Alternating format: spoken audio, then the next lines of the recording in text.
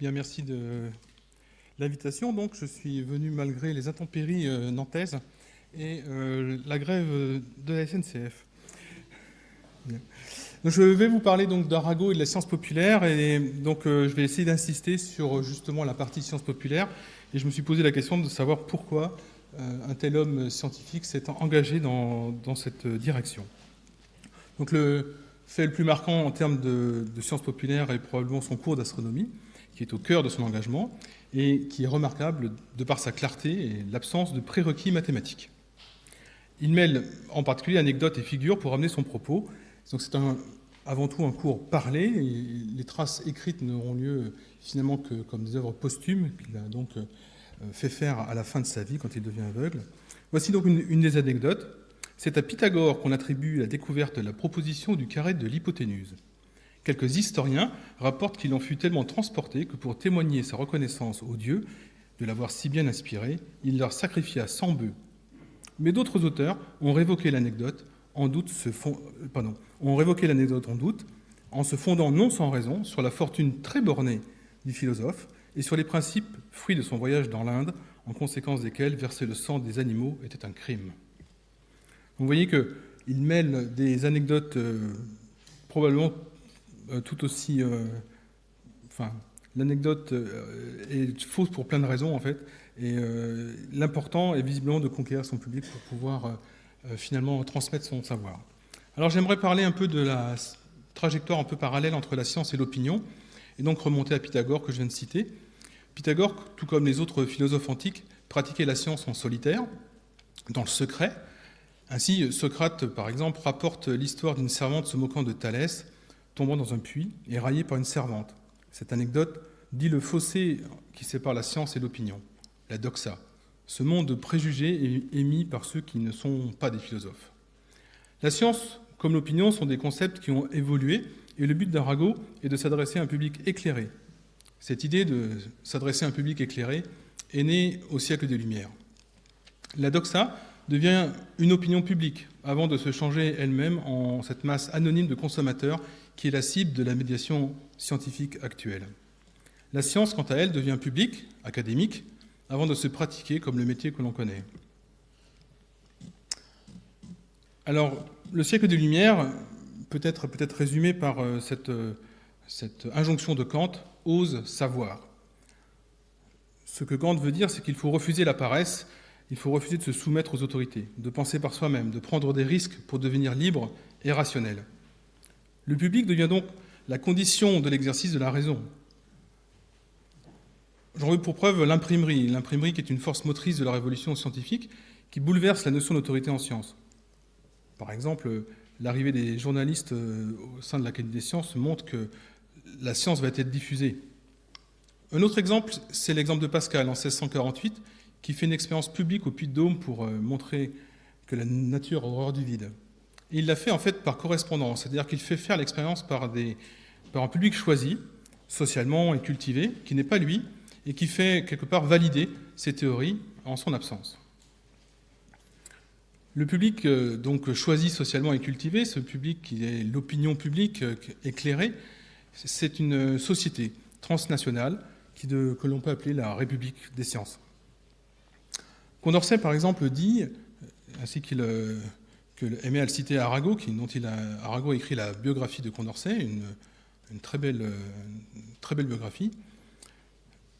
Condorcet donc disait « L'expérience a prouvé que dans tous les pays où les sciences physiques ont été cultivées, la barbarie sur les sciences morales s'est plus ou moins dissipée, et du moins les erreurs, les préjugés ont disparu. » Donc la question est donc de savoir si effectivement cette République des sciences participe, à qui elle s'adresse et comment elle se diffuse. Alors vous voyez sur la photo de gauche, c'est Condorcet, celle de droite, c'est donc un écrivain italien qui a écrit le newtonianisme pour les dames, ou entretien sur la lumière, sur les couleurs et sur leur attraction. Alors, en fait, à cette époque, il y a énormément d'ouvrages, enfin au moins 3, qui vont s'adresser avant tout aux dames. Le public de ces... voici quelques dames de l'époque. Pourquoi la figure du savant est essentiellement masculine et celle de l'opinion publique, quelque part, est féminine? La femme devient donc l'auditoire privilégié, c'est un public de marquises. Je pourrais donc citer Fontenay, que Arago cite 2 fois dans l'introduction de son cours d'astronomie populaire, Agarotti, dont je vous ai montré le discours sur le newtonanisme, et donc à travers la lumière et les couleurs, et puis on pourrait citer Euler, bien entendu, ou Lalande, qui s'adressent tous donc à des princesses ou à des marquises. Autrement dit, l'institutionnalisation du newtonianisme, bon, ça c'est dur à dire, l'institutionnalisation du newtonianisme est fondée sur des échanges, des traductions et des collaborations. Alors, vous voyez ici 2 mathématiciennes, donc Maria Gaetana Agnesi à droite, qui a écrit en italien, en langue vulgaire, les institutions analytiques à l'usage de la jeunesse italienne. Et à gauche, Émilie du Châtelet, à qui on doit la traduction des principes mathématiques de Newton, et qui a finalisé cette traduction sur son lit de mort. Alors j'aimerais parler un peu de ce cours d'astronomie populaire pour vous donner un exemple de ce qu'aurait pu faire Arago s'il avait eu à s'adresser à un public de collégiens au XXIe siècle. Alors j'aimerais vous parler donc d'une découverte autour de la vitesse de la lumière. Donc Arago s'est beaucoup intéressé à la lumière, comme on en a parlé plusieurs fois déjà. Et donc en 1676, l'expérience que je relate ici, c'est celle de Romer, qui observait les satellites de Jupiter. Alors je tiens à préciser qu'on parle donc bien de Jupiter et non pas de Saturne, puisque Arago n'est pas le seigneur des anneaux. Bien. Donc le Romer s'occupait de, vous voyez ici donc en haut de l'orbite de Io, qui est donc un des satellites de Jupiter, que l'on voit apparaître et disparaître au fur et à mesure de son parcours sur l'orbite. Et il se demandait pourquoi de temps en temps, par rapport aux prédictions, elle arrivait en avance ou en retard, et qu'il fallait donc essayer d'expliquer pourquoi ce phénomène qui a priori était périodique, en fait subissait donc des retards ou des avances par rapport aux prédictions. Il a donc décidé de regarder ce qui se passait quand la Terre se rapprochait de Jupiter et se constatait que l'éclipse se produisait en avance, et qu'au contraire, quand la Terre s'éloignait de Jupiter, l'éclipse se produisait en retard.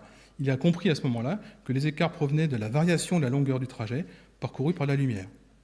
Une analyse minutieuse montre que ce phénomène est analogue à l'effet qui sera découvert en 1843 par Doppler pour le son et en 1848 par Fizeau pour la lumière, donc des gens qu'on a déjà cités.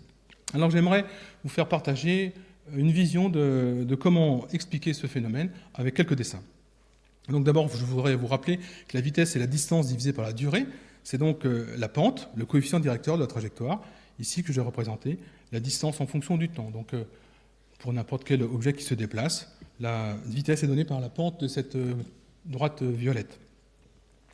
Si la vitesse de la lumière était infinie, on verrait toujours la même période pour Io, et ce serait la même que celle vue de Jupiter.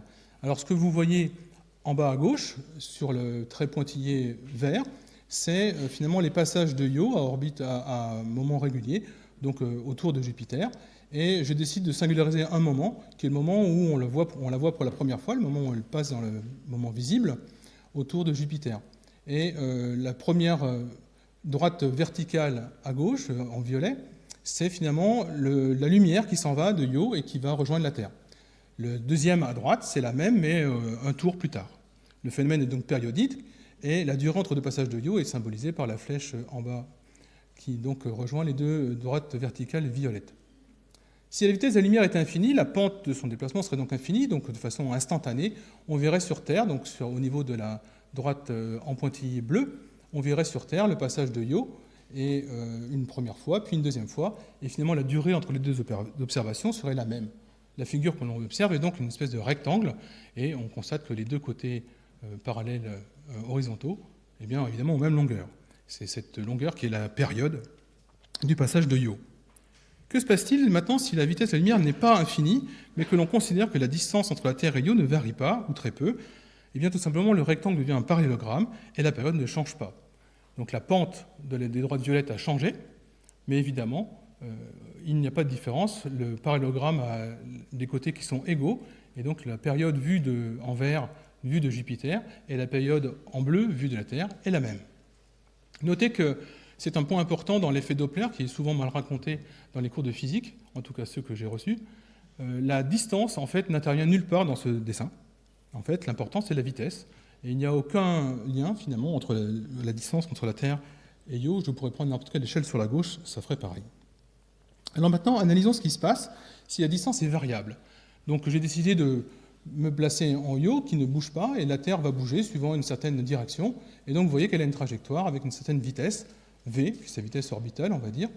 Et je peux regarder en bas la vitesse, la période de Io que je peux propager sur le parallélogramme, donc que j'ai remonté vers le haut histoire qu'elle soit plus proche de l'autre que je veux mesurer, qui est la durée entre deux observations. Et vous voyez que donc j'obtiens un triangle qui est une petite différence qu'il y a entre le parallélogramme que je devrais observer si la Terre ne bougeait pas et le trapèze que j'observe du fait du mouvement de la Terre. Alors, un calcul de hauteur montre que finalement, on a une différence qui est donnée par donc, la différence entre les périodes divisée par la période observée. C'est le rapport des vitesses. C'est juste un petit calcul de hauteur.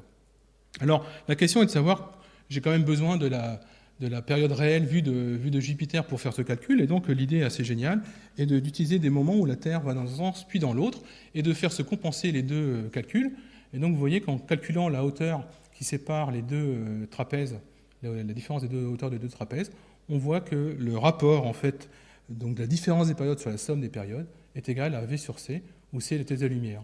Alors, on peut s'en servir pour calculer n'importe quel de ces éléments en fonction des autres quand on les connaît, et en particulier, on peut s'en servir pour approximer la vitesse de la lumière. Alors, numériquement, cette expérience est réalisable, en fait, même en collège.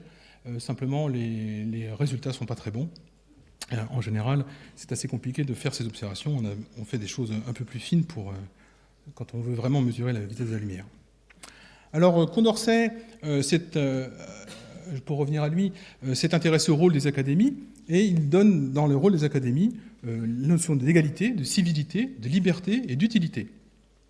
La question est donc de savoir, que j'aimerais vous poser, est-ce que le but du pouvoir royal en créant les académies n'est pas de façonner l'opinion et de réduire au silence la multitude des tiers? En effet, à cette époque, l'enthousiasme pour les sciences contribue à l'ébranlement révolutionnaire. Le baquet de Mesmer, les ballons des frères Montgolfier, donc un des portraits est là-bas, les séances d'électrisation publique, bref, tout ça met en branle un bon nombre de personnes dans le public qui ne sont pas tous des scientifiques. On peut citer Marat, on peut citer Robespierre, qui s'engouent par exemple pour le baquet de Mesmer.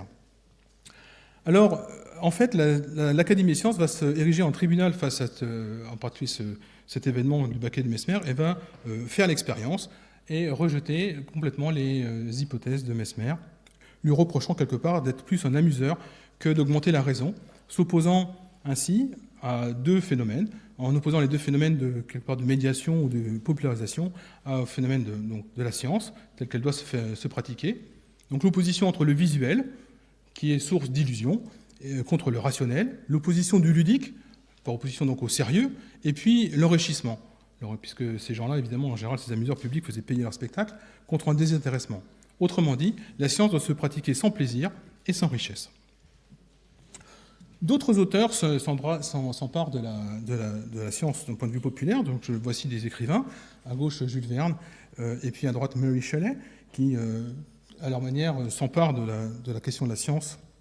Mais on peut citer, et ça a déjà été cité dans les exposés précédents, des moments où la science populaire est pratiquée par des artisans et non pas par des amuseurs, comme par exemple ici Charles Potter, qui observe des bulles remontant de la fermentation de la bière et invente un procédé de purification des métaux. Donc ça vient de la proximité de Charles Potter, qui est australien, de deux milieux, à savoir les brasseurs et les mineurs. Alors j'aimerais maintenant arriver à la question de savoir, est-ce que, Arago a décidé de faire un cours d'astronomie populaire en évacuant les mathématiques. La question, est-ce que les mathématiques populaires peuvent exister? Alors je vous montre à droite Alicia Boole, qui est une mathématicienne autodidacte, surnommée Tantalis par Coxeter, qui a construit des polyèdres réguliers en dimension 4 grâce à des modèles en carton. Elle nous donne une liste complète, dépassant en cela le savoir des mathématiciens de l'époque, donc fin du XIXe siècle. Florence Nightingale, à gauche, qui a inventé le métier d'infirmière et qui est une pionnière des statistiques. On lui doit en particulier ces diagrammes, vous voyez à droite, qui ressemblent étrangement à nos camemberts d'aujourd'hui. En effet, c'est elle qui les a inventés pour communiquer avec les militaires, alors qu'elle avec eux pendant la guerre de Crimée. Il faut dire que la notion de pourcentage est assez ardue, et j'aimerais la partager avec vous dans les quelques secondes qui me restent, pour vous montrer un petit paradoxe. Un pourcentage, c'est rien d'autre qu'une pente, c'est un rapport. La pente, c'est le coefficient directeur de tout à l'heure, et ce rapport est donc celle entre le parti et le tout. Par exemple, 4 parmi 32, ça fait 12,5%. 4, c'est le nombre de filles dans ma classe, et 32, c'est l'effectif total. Pour additionner des pourcentages, on peut se demander comment est-ce qu'on va faire. Même si ce ne sont pas les mêmes, tout qu'on est en train d'additionner, eh bien, il va falloir faire attention au calcul. Voici un exemple. Si je veux additionner 4 parmi 32 et 2 parmi 28, c'est-à-dire 12,5% avec 5,7%, eh bien, mon résultat va me donner 10%. Autrement dit, 12,5% plus 5,7%, ça fait 10%. Comment ai-je fait? Eh bien, tout simplement, pour faire la proportion complète, je dois additionner le tout, 32 plus 28, additionner la partie de chacun que j'ai sélectionné, donc 4 et 2, et obtenir 4 plus de 6, 6 parmi 10, ça fait 10%.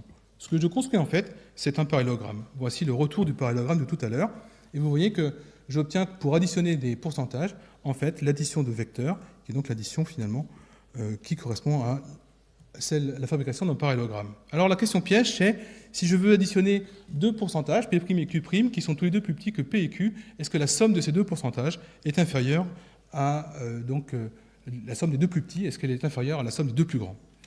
Petite devinette pour vous aider à réfléchir. Un concours recrute selon deux filières. Dans la première, les femmes ont un taux de réussite de 50% et les hommes de seulement 20%. Dans la seconde, les femmes réussissent avec un taux de 90% et les hommes de 75%. Et pourtant, dans certains cas, les femmes réussissent moins bien que les hommes. Pourquoi? Eh bien, en fait, la tortue a tout simplement dépassé le lièvre. Regardez ce diagramme avec des parallélogrammes ou des moitiés de parallélogrammes. Les deux pentes vertes sont l'une inférieure à l'autre, de même pour les violettes et la bleue. Et pourtant, la somme des deux plus petites dépasse en hauteur celle des deux plus grandes, tout simplement parce que celle où il y a plus de monde, eh bien, a un impact plus grand que celle où il y a moins de monde, dans le cas ici, des hommes, dans mon exemple. Donc finalement, il y a plus d'hommes à l'endroit où ils sont recrutés favorablement et moins d'hommes où ils étaient recrutés défavorablement. Ce petit paradoxe s'appelle le paradoxe de Simpson, rien à voir avec ce personnage, et qui est à méditer quand on consulte des pourcentages, notamment quand les tableaux sont découpés en sous-catégories. Alors, j'aimerais rendre hommage, pour terminer, à deux personnes qui sont parmi celles qui m'ont inspiré pour m'engager dans la science populaire, deux personnes qui ne sont pas parmi les présents, par timidité probablement de ma part. Alors, il y a Pierre Cartier qui me confie avoir deux vies. Donc, ce Pierre Cartier, c'est lui qui est caricaturé à droite, qui me confie avoir deux vies, une de mathématicien et une d'éducateur populaire, dans une certaine tradition protestante et rouge. Son engagement force le respect, mais quand je lis ce qu'il écrit sur la mathématique, j'aimerais dire que personnellement, je crois que la société a évolué et qu'il faut humaniser les mathématiques et ne pas cacher les personnes derrière les théorèmes. C'est en tout cas la question que j'aimerais mettre en débat avec vous. Quant à la phrase de Jean-Pierre Kahn, qui nous a récemment quittés, vous voyez qu'elle met en garde finalement la question de l'autorité en sciences. Pour donc conclure, je vous présente quelques images de ce qu'on peut appeler la médiation scientifique au XXIe siècle. Donc à gauche, en haut et au milieu, vous avez une conteuse qui donc popularise les mathématiques à travers les contes. En bas à gauche, je pense que vous reconnaissez Alexandre Astier qui fait des one-man shows sur des questions, par exemple, de sciences. En bas, à côté de lui, vous avez deux figures qui sont Katherine Johnson, qui a été représentée au cinéma par la personne qui est à droite dans le film Les figures de l'ombre, qui parle des mathématiques et en particulier des calculatrices noires, qui sont donc des femmes qu'on utilisait à la NASA pour faire des calculs de trajectoire. Et puis en haut à droite, vous avez un troupe de danseurs et de danseuses qui s'attaquent à la question des mathématiques dans l'espace de la danse. Évidemment, on pourrait rajouter les séries télévisées comme Big Bang Theory ou d'autres, ou les chaînes YouTube, comme celle de Doodling in Mathematics de Weihart, ou plein d'autres que vous pouvez évidemment consulter, j'imagine, tous les jours. Voilà, je vous remercie.